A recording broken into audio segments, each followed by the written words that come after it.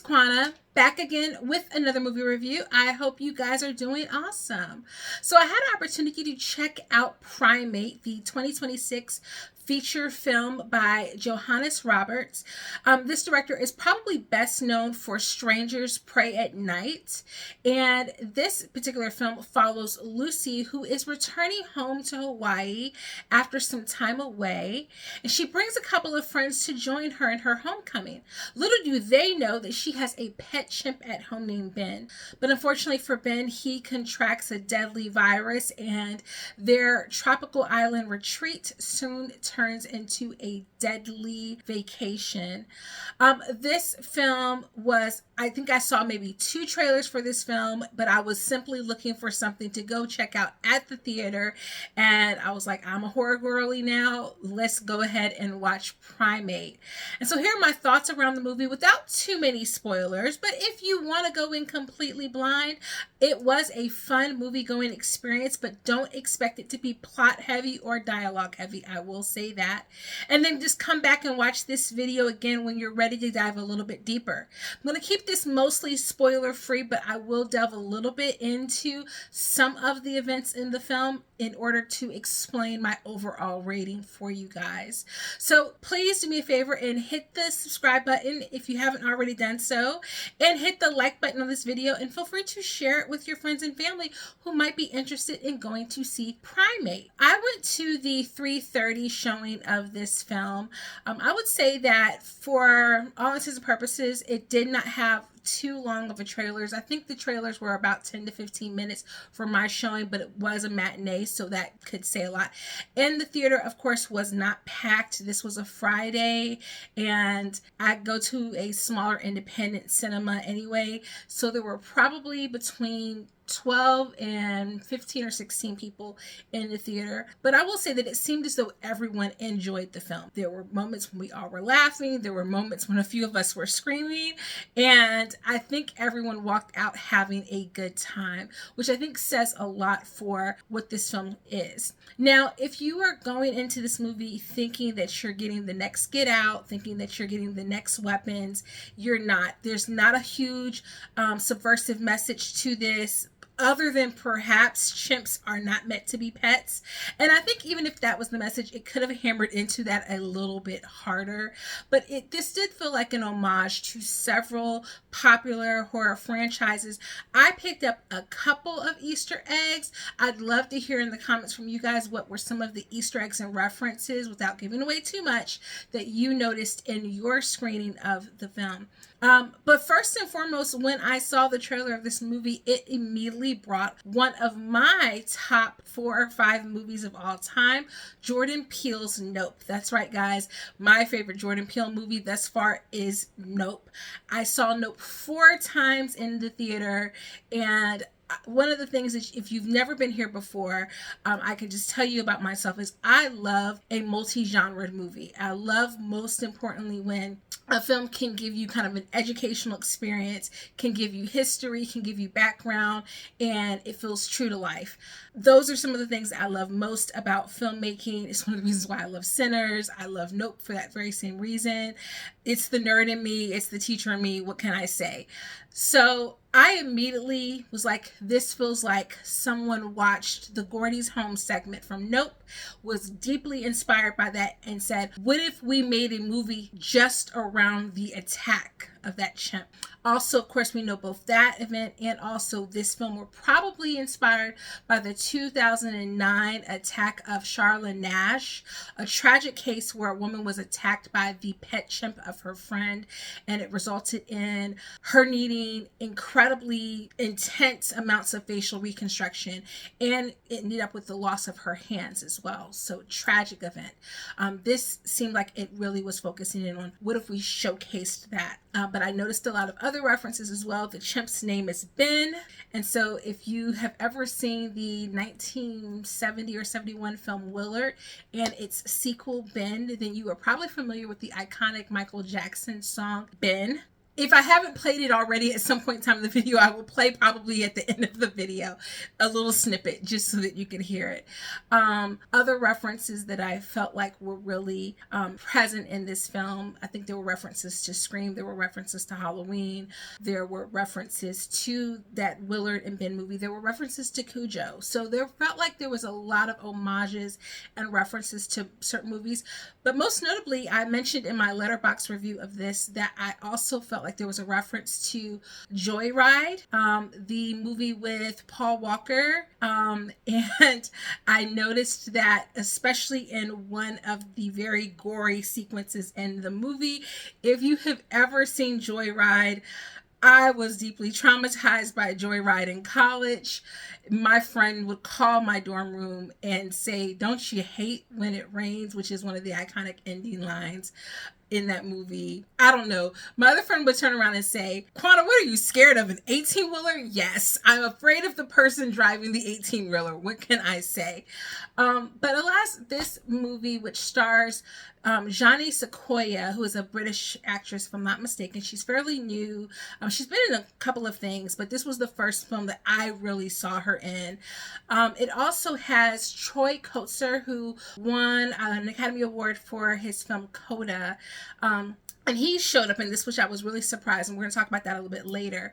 And it follows her character, Lucy, as she seems to be returning from college, and she brings along her best friend and her best friend's friend for the summer. They're supposedly just, I guess, going to just be hanging out at her incredibly amazing coastal side, cliffside Hawaiian estate. We find out that her mother has passed and that she raised this chimp, or that they rescued this chimp, and it has become a part of their family. The chimp's name is Ben, but her mother has since passed, and so the family is, of course, I guess, taking care of Ben. We don't get a lot about the family other than dead mom and a father who is hearing impaired and a little sister. That's basically it. We don't get a lot of backstory. We don't know why seemingly her sister and father are kind of like, "Oh yeah, you're home finally." It seemed like she had been away to college, which given her age would be like, yeah, she'd be away to college. And it made me feel like all of the hype around the live action Lilo and Stitch with Nani's character going off to school, like she went off to college. She didn't run away from home, but maybe she did. We don't know because the film never tells us.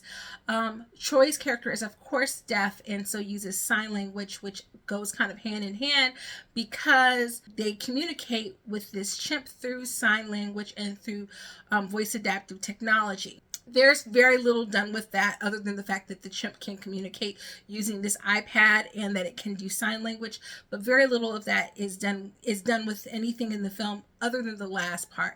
And it was one of the big detractors to the film that I felt as though you could tell that maybe Johnny as an actress did not feel comfortable with the skill in the sign language, because there were these humongous pauses between Troy speaking in sign and then Johnny's returning the sign, and it just felt like they didn't really rehearse that enough to where she felt competent. If you've ever seen the ABC Family show Switched at Birth, you could see that the actress Maria, I'm going to forget her name right now, but she played Selena's mom in the Jennifer Lopez biopic of Selena. She learned sign language for that role, so much in fact, and learned it so fast that she ended up developing really horrific carpal tunnel to the point where she basically had to stop using sign language in like the second or third season of the show in order to prevent her from gaining complete arthritis in her wrist. It was really, really bad. She talked about it a lot. But when you saw her in the role, you would not know that she had not known sign language before this role. It was so seamless.